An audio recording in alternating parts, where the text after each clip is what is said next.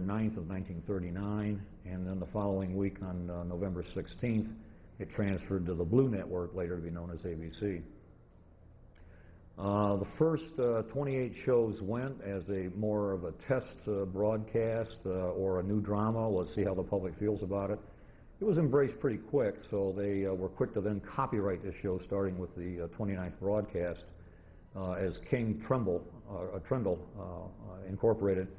And in 37, May 4th of 37, it became incorporated as the Green Hornet Incorporated for trademark purposes, and has held that same trademark cover ever since. A lot of the people that appeared on Hornet also were staff actors at WXYZ. They appeared on Lone Ranger, they appeared on Challenge of the Yukon, Ann Worth Housewife, and a number of other productions that WXYZ was doing at the time. It was kind of an in-house, like CBS had their West Coast actors, East Coast actors, and so they had mostly the people only at the station were involved with the broadcast. WXYZ, while it was not necessarily the only station to be able to do this, was somewhat unique in the broadcast fields, as they were doing shows every bit as good as, if not, and sometimes exceeding the standards of the network broadcast on the East or West Coast. It was not typical for a local station to do their own productions, and especially productions of a pretty good quality and consistent writing. Fran Stryker was credited with a lot more than he actually did hands-on at a 100% rate. Well, he did start this show and of course the Lone Ranger, and came up with many of the ideas that then became staple of the program. Fran was really, after a period of time, the head writer and overseen and approved all the scripts for continuity, character development, and things like that. He didn't actually write every single script as time went on, because it was just becoming mind-boggling the amount of programming they were doing every week. But for legality purposes, of course, Trendle was copyrighted as a script author. I don't think he ever wrote a script or even written a single line of dialogue. But for legality purposes and ownership purposes, I'm the author. Usually it was Trendle / some other author, Dan Beatty or Fran Stryker or somebody. In a lot of cases, the scripts reflect who the actual writer is. If you look up in the copyright listings, it's usually just a blanket coverage as Fran Stryker. So you really have to look to the scripts or any recording information on labels and things. Sometimes they did them on the ETs as to who the actual author was. I was very fortunate when I started collecting about 35 years ago in meeting a great number of these people that appear in these shows, as well as network shows in general. And I knew Fred Flowerday, who later went on to be director and one of the kingpins of production at WXYZ, and another gentleman named Tony Caminita, who started out, both of them started out as sound effects people. When they quit production of live programming with the Ranger in '54, they started special recordings in Detroit and then cut the shows down for syndication purposes on both Ranger and Hornet. And when they sold special recordings a number of years later, I was fortunate enough to go down and do interviews with Tony, and as I was leaving the building, they were probably within a week of actually walking out the door themselves for the last time. He happened to say, he said, by the way, he says, he said, I've got a filing cabinet in the back, and we've got a few things, if you're interested in any of that stuff, because we're just going to pitch it. And back there, it was a storage room behind another storage facility, and we moved some filing cabinets to get the things that were in the back, and we probably could have used a couple of flat coal shovels to get rid of the dirt and debris in there.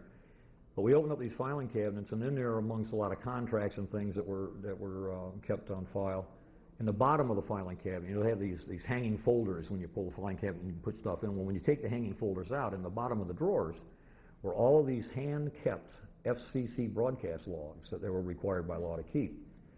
Tony's job over the years was to write down the name of the script on the night of the broadcast.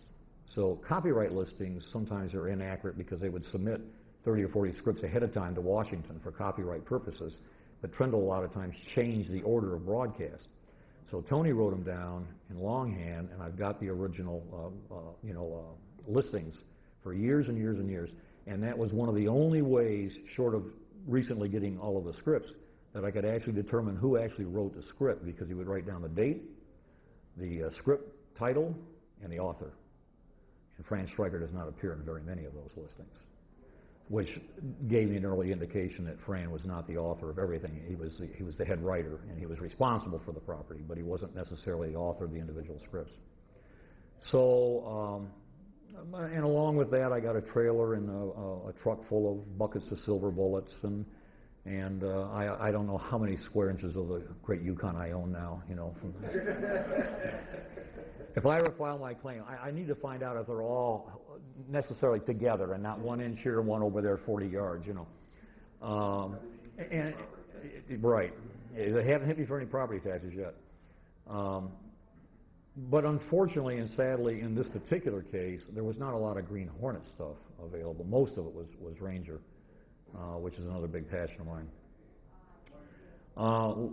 Green Hornet also, with the advent of the popularity of it on radio, naturally it made a jump off to the movie serials. They did a couple of them. It made it into the television series in the 60s.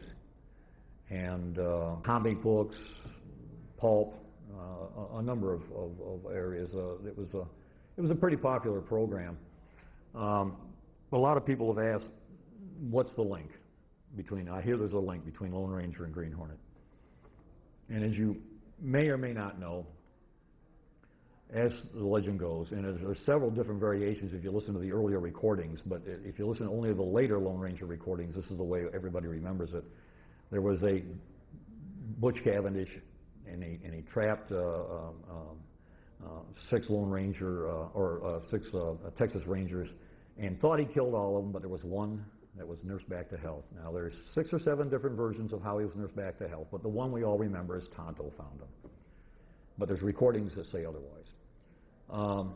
But Reed, and regardless of what the documentation shows in books and trivia books, there is no evidence anywhere that I've ever been able to find that the Lone Ranger's first name was John.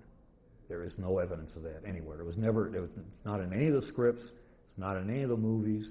There's no notes that the Stryker family has allowed me unfettered access into Fran's archives. Nothing has ever said John. Now, Dan Reed, his brother who was killed with the Cavendish gang, was a captain in the Texas Rangers. His name was Dan. We know that.